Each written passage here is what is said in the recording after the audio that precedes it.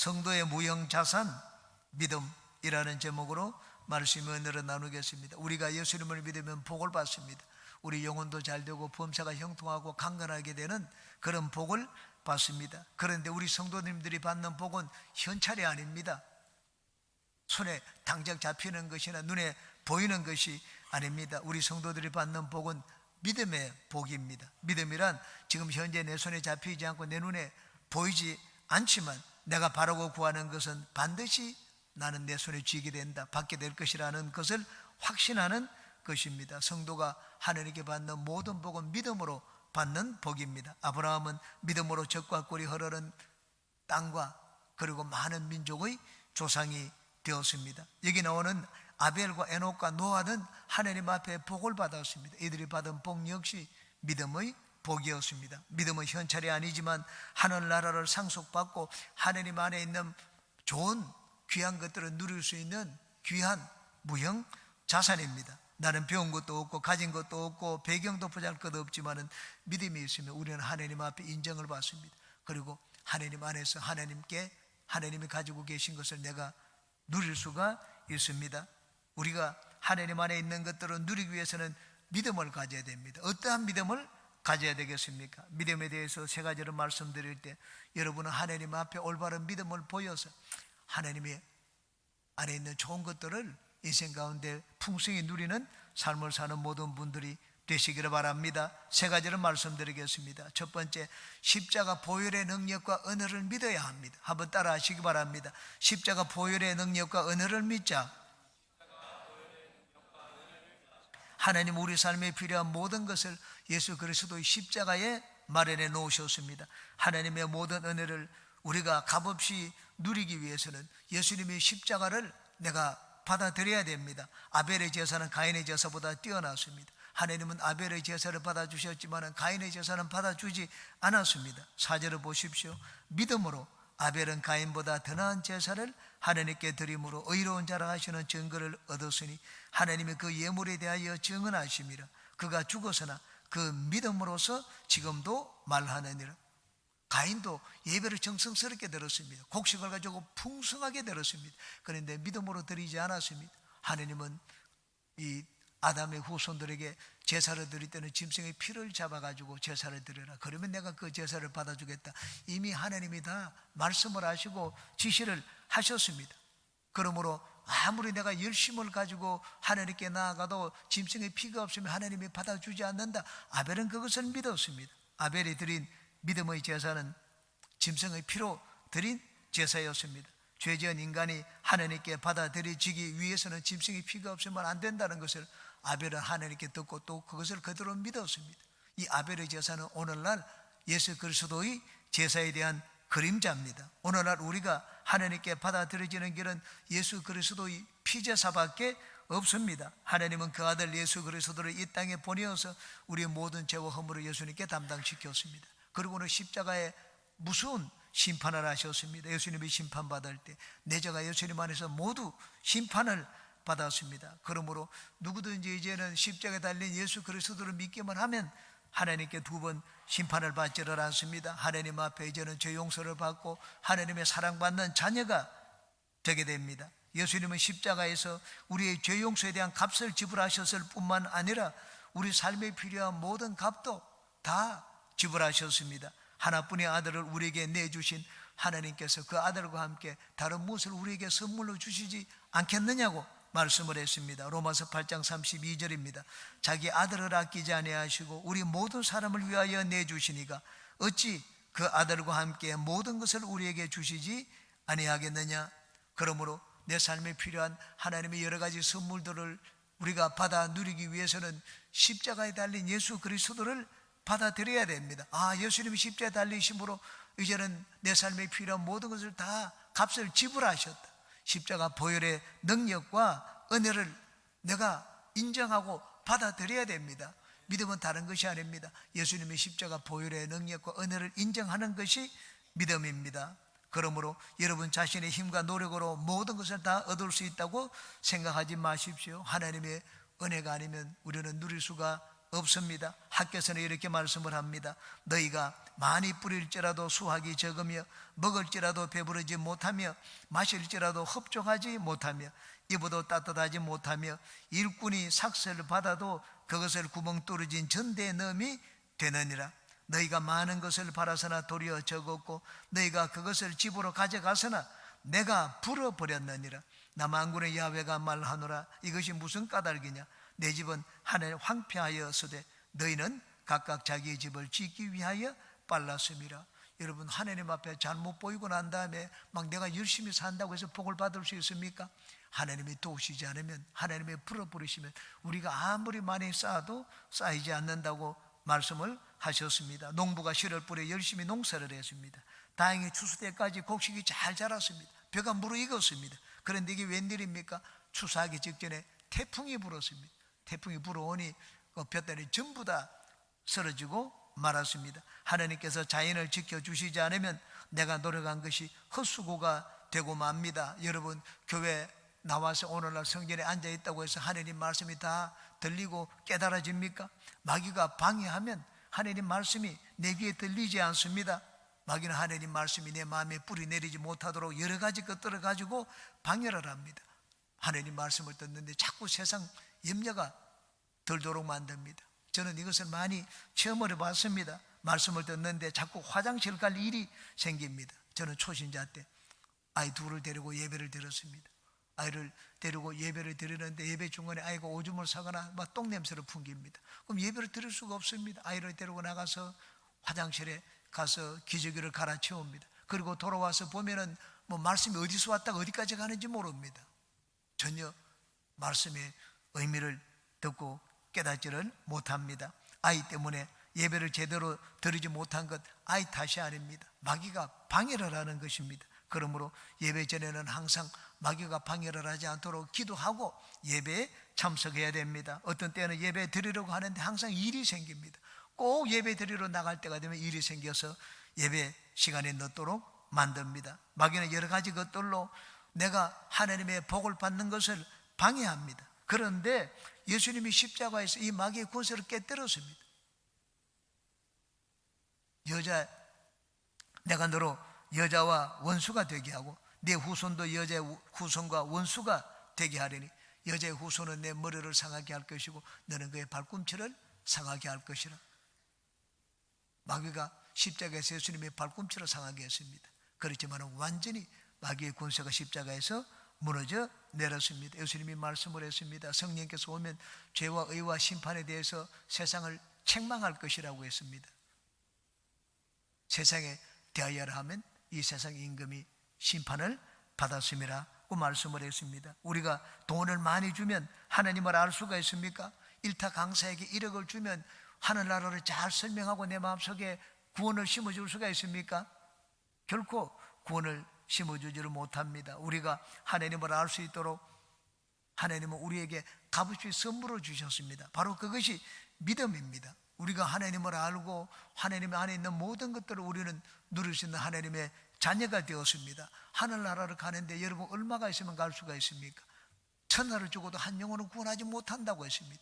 영혼이 천하를 가는데 하늘나라 가는데 천하를 다 줘도 하늘나라 가는 티켓을 살 수가 없다는 말입니다. 예수님을 믿기만 하면 그런데 우리는 하늘나라 가고 하늘나라를 유업으로 상속받을 수가 있습니다. 믿음이란 그만큼 어마어마한 가치가 있는 무형자산입니다. 예수님은 우리가 값없이 병고침의 은혜를 입을 수 있도록 십자가에서 그 보혈로 값을 다 치러 놓았습니다. 베드로전서 2장 24절입니다. 친히 나무에 달려 그 몸으로 우리 죄를 담당하셨으니 이는 우리로 죄에 대하여 죽고 의에 대하여 살게 하려 하심이라. 그가 채찍에 맞음으로 너희는 나음을 얻었나니. 이제 누구든지 예수님의 십자가 보혈의 능력을 믿음으로 받아들이기만 하면 우리는 그 은혜로 병고침을 받을 수 있다고 말씀을 했습니다. 믿음은 눈에 보이지 않습니다. 손에 잡히지도 않습니다. 그런데 우리가 예수님의 십자가 보혈의 능력과 은혜를 인정하고 받아들이기만 하면 우리는 돈으로 사지 못하는 귀한 것들을 얻을 수가 있습니다. 잠시 있다가 없어지는 것이 아닙니다. 영원한 것들을 얻고 누릴 수가 있습니다. 여러분, 우리 인생의 크기는 내가 믿는 하나님의 크기에 달려 있습니다. 여러분에게 하나님은 무엇을 해줄 수 있는 분입니까? 여러분 하나님을 믿되 어느 정도까지 믿습니까? 여러분의 하나님을 믿는 바로 그 믿음이 여러분의 인생을 결정을 합니다. 내 인생의 크기는 하나님의 은혜를 믿는 믿음의 크기에 달려 있습니다. 예수님은 내 인생을 위해서 모든 것들을 다 마련해 놓았습니다. 우리가 그 은혜를 어느 정도까지 믿습니까? 우리가 믿는 만큼 우리 인생은 달라집니다. 여러분은 예수님의 십자가 보혈의 능력과 은혜를 절대적으로 믿고 확신하여 여러분의 인생과 운명이 달라지기를 주님의 이름으로 축원합니다. 두 번째, 나와 함께 하시는 성령 하나님의 손을 잡고 살아야 합니다. 한번 따라 하시기 바랍니다. 성령 하나님의 손을 잡고 살자. 에녹은 하나님과 동행하여 산 결과 죽음을 보지 않고 하늘로 들려 올라갔습니다. 에녹을 산채로 하늘로 들어 올리신 것은 에녹의 믿음에 대한 하나님의 상급이었습니다. 5절을 보시기 바랍니다. 믿음으로 에녹은 죽음을 보지 않고 옮겨졌으니 하나님이 그를 옮기심으로 다시 보이지 아니하였느니라. 그는 옮겨지기 전에 하나님을 기쁘시게 하는 자라 하는 증거를 받았느니라. 창세기 5장에는 에녹이 300년 동안 하나님과 동행하였다고 기록되어 있습니다. 그러므로 하나님이 기뻐하신 에녹의 믿음은 하나님과 동행한 믿음이었습니다. 하나님과 동행했습니다. 에녹은 자기 혼자 인생을 살지 않았습니다. 삶의 매 순간마다 하나님을 인정했습니다. 하나님을 내 삶에 모셔들었습니다. 하나님을 친구처럼 여겨서 하나님의 손을 잡고 살았습니다. 이것이 에녹이 하나님 앞에 인정받은 믿음의 삶이었습니다. 하나님의 손을 잡고 하나님을 친구로 여기며 사는 것보다 우리 인생에 더 큰 자산이 되는 것이 어디 있겠습니까? 하나님을 내가 소유하고 사는데 늘 손잡고 내 곁에 하나님이 계신데 그보다 내 인생이 더 든든한 것이 어디에 있겠습니까? 오늘날 내 곁에 계셔서 나를 돕기 위해서 손을 내밀고 계신 분이 있습니다. 그분은 성령님이십니다. 우리가 성령 하나님을 인정하고 환영하고 내 삶에 모셔드리고 의지하면 성령님은 내 삶의 능력이 되어주십니다. 내 삶의 힘이 되어주십니다. 성령님을 인정하고 환영할 뿐만 아니라 내 삶에 모셔드리고 의지하는 것, 이것이 바로 성령님에 대한 믿음입니다. 성령님이 도와주시고 계신데 손을 잡아야죠. 그것이 나를 도와주기 위한 성령님에 대한 올바른 믿음입니다. 성령과 동행하는 믿음은 세 가지를 말씀드립니다. 첫 번째, 성령과 대화하며 사는 것입니다. 성령은 단순히 나에게 은사를 주고 병을 고치는 능력을 주시기 위하여 나에게 계신 것이 아닙니다. 성령은 인격적인 하나님이기 때문에 나와 대화를 하기 원하십니다. 교제를, 친교를 나누시기를 원하십니다. 그러므로 우리가 내 곁에 계셔서 또 내 안에 계신 이 성령 하나님을 믿는다면 늘 성령과 대화를 해야 됩니다. 저녁에 밤에 잘 때는 성령님 굿바이 하고 자야 됩니다. 아침에 일어나서 성령님 굿모닝 하고 성령님과 인사를 해야 됩니다. 집을 나갈 때는 성령님 이제 내가 가는데 같이 가십시다. 내 직장이나 사업장에 와서는 성령님 이제 오늘 같이 일을 하십시다. 그렇게 성령님과 늘 대화를 해야 됩니다. 일상을 사는 도중에도 성령께서 나에게 마음의 문을 두드리고 대화하기를 원하면 성령과 대화를 거절하지 말아야 됩니다. 문제가 있을 때는 사람에게 도움을 구하기 전에 먼저 성령님께 상담을 해야 됩니다. 이것이 성령님을 하나님으로 인정하는 믿음입니다. 성령과 동행하는 믿음은 두 번째, 성령과 동업을 하는 것입니다. 내 혼자 모든 것을 다 하려고 해서는 안 됩니다. 동업자와 항상 상의를 해야 됩니다. 내 혼자 결정을 하려고 하다가는 낭패를 만나기 쉽습니다. 그렇지만 성령과 동업을 하면 낭패를 만나지 않습니다. 초대교회 제자들은 오순절날 성령을 받고 난 다음에 모든 것을 성령과 동업을 했습니다. 내 혼자 어디를 가서 복음을 전하겠다, 그렇게 하지 않았습니다.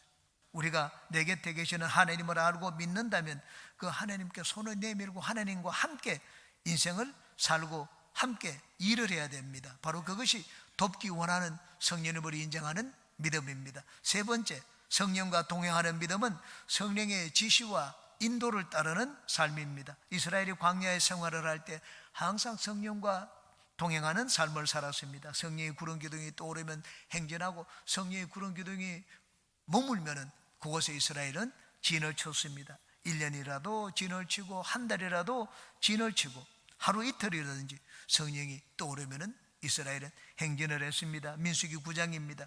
이틀이든지 한 달이든지 1년이든지 구름이 성막 위에 머물러 있을 동안에는 이스라엘 자손이 진영에 머물고 행진하지 아니하다가 떠오르면 행진하였으니 곧 그들이 야훼의 명령을 따라 진을 치며 야훼의 명령을 따라 행진하고 또 모세를 통하여 이르신 야훼의 명령을 따라 야훼의 지금을 지켰더라. 성령의 구름 기둥이 야훼의 명령이라고 했습니다.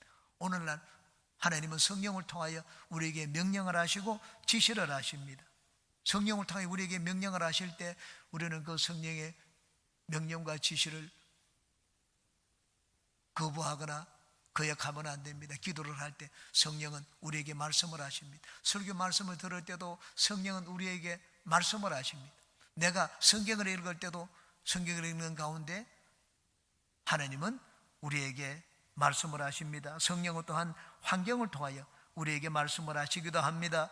바울사도가 2차 선교 여행 때 성령께서 환경을 통하여 바울사도를 인도했습니다. 하나님의 지시를 하자 바울사도는 성령의 지시를 거절하지 않았습니다.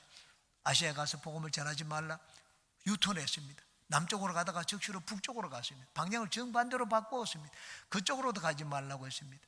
그러자 서쪽으로 방향을 90도로 다시 틀었습니다. 서쪽 바닷가로 갔습니다. 도로 바닷가로 갔더니 하나님의 환상을 통하여 또 말씀을 하셨습니다. 사도행전 16장입니다. 밤에 환상이 바울에게 보이니 마게도냐 사람 하나가 서서 그에게 청하여 이르되 마게도냐로 건너와서 우리를 도우라 하거늘 바울이 그 환상을 보았을 때 우리가 곧 마게도냐로 떠나기를 힘쓰니 이는 하나님이 저 사람들에게 복음을 전하라고 우리를 부르신 줄로 인정함이라. 하나님이 지시를 하시니까는 그대로 받아들였습니다. 성령 하나님은 매 순간 우리와 같이 인생을 사시기를 원합니다. 성령님은 아침에만 말씀을 하시고 저녁에만 말씀을 하시는 분이 아닙니다. 성령님은 24시간 나와 같이 계십니다. 대화를 하기를 원하시고 나와 같이 일을 할 때는 함께 일하기를 원하시고 그리고 우리에게 말씀을 하실 때 우리가 성령의 인도와 지시에 순종하며 살기를 원합니다. 그럴 때 우리는 순종하는 것이 바로 성령에 대한 믿음을 보이는 것입니다. 우리가 성령과 함께 인생을 살면 우리 인생은 반드시 복을 받습니다. 성령님이 하라는 것은 하고 하지 말라는 것은 하지 말아야 됩니다. 내 혼자 모든 것을 다 하려고 하지 말고 항상 성령님과 상의해야 됩니다. 내 힘으로 해결할 수 없을 때는 먼저 사람을 찾지 말고 막 권력 있는 자를 찾지 말고 먼저 성령님을 찾고 의지해야 됩니다. 성령님은 내 인생에 필요한 모든 답을 가지고 계시고 내 인생의 문제를 해결할 수 있는 능력을 가지신 분입니다. 그러므로 여러분은 항상 성령님을 하나님으로 인정하고 환영하고 여러분 삶에 모셔드리고 의지하여 성령님의 능력을 체험하며 사는 모든 분들이 되시기를 주님의 이름으로 축원합니다. 세 번째입니다. 하나님의 말씀을 믿고 순종해야 됩니다. 한번 따라 하시기 바랍니다. 하나님의 말씀을 믿고 순종하자. 하나님의 말씀은 보물창고입니다. 하나님의 말씀에는 값진 보화가 숨겨져 있습니다. 하나님의 말씀을 믿음으로 순종하는 자는 그 보화를 발견하고 소유할 수가 있습니다. 하나님이 노아에게 방주를 지으라고 했습니다. 아직 홍수를 알지 못하는 때였습니다. 그런데 장차 홍수가 나서 이 땅에 있는 생물들은 다 죽을 테니까 방주를 지어서 그 속에 들어가라고 했습니다. 노아는 방주를 지었습니다. 8명의 식구가 들어갔습니다. 세상에 심판받을 때 노아의 가족들은 구원을 받았습니다. 어떻게 구원을 받았습니까? 하나님이 하시는 그 말씀에 순종했기 때문입니다. 하나님은 오늘날도 구원의 은혜를 주십니다. 어디에 주십니까? 하나님은 구원의 은혜를 말씀에 감추어 두셨습니다. 누구든지 주를 믿으면 구원을 얻으리라.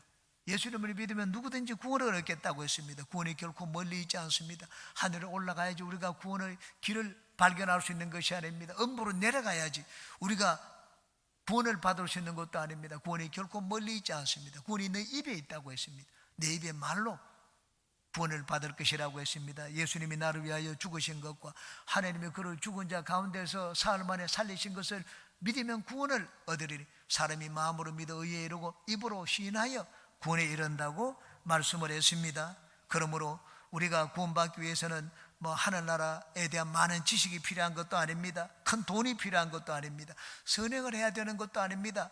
뭐 고생을 하면서 돌을 닦아야 되는 것도 아닙니다. 하나님의 말씀을 믿고 순종하기만 하면 됩니다. 하나님은 하나님 안에 있는 각종 좋은 것들을 얻고 누리는 비결을 우리에게 보여주셨습니다. 그것은 하나님 말씀을 순종하며 사는 것입니다. 신명기 28장입니다. 네가 내 하나님 야훼의 말씀을 삼가 듣고 내가 오늘 네게 명령하는 그의 모든 명령을 지켜 행하면 내 하나님 야훼께서 너를 세계 모든 민족 위에 뛰어나게 하실 것이라. 네가 내 하나님 야훼의 말씀을 청종하면 이 모든 복이 내게 임하며 내게 이르리니 성읍에서도 복을 받고 들에서도 복을 받을 것이며 내 몸의 자녀와 내 토지의 소산과 내 짐승의 새끼와 소와 양의 새끼가 복을 받을 것이며 내 광주리와 떡반죽 그릇이 복을 받을 것이며 네가 들어와도 복을 받고 나가도 복을 받을 것이니라. 하나님이 이 복을 어디서 받는다고 했습니까? 말씀의 약속에 두었습니다. 말씀을 지키면 복을 받는다고 했습니다. 독일 철학자 이마누엘 칸트는 우리 인류가 가진 최고의 행복과 최고의 축복은 하나님 말씀을 우리가 가지고 있다는 것이라고 말씀을 했습니다. 우리가 하나님의 복을 받기 위해서는 하나님의 말씀의 가치를 알고 하나님 말씀을 소중히 여기고 그리고 하나님 말씀을 실천하며 살려고 해야 됩니다. 하나님 말씀의 가치를 알았으면 실천을 해야 됩니다. 머리로만 알아서는 소용이 없습니다. 하나님 말씀을 믿는다는 것은 성경적인 지식을 갖는 것을 말하지 않습니다. 하나님 말씀을 믿는다는 것은 내가 그 말씀대로 사는 것을 말합니다. 성경 우리에게 말씀을 합니다. 먼저 그의 나라와 그의 의를 구하라. 그리하면 이 모든 것을 내게 다하여 주시겠다고 했습니다. 그러므로 하나님의 나라를 먼저 구해야 됩니다. 하나님의 나라를 구하기 위해서는 어떻게 해야 됩니까? 예수님을 믿어야지 하나님의 나라를 구하죠. 하나님의 의를 구하라고 했습니다. 하나님 앞에 올바로 인정받으라고 했습니다. 하나님께 올바로 인정받고 하나나라를 구하기 위해서는 예수님을 믿고 성령으로 충만해야 됩니다. 왜냐하면 성령이 하나나라를 우리에게 가져오신 분이지 않습니까? 하나님의 말씀을 믿는다는 증거는 순종입니다.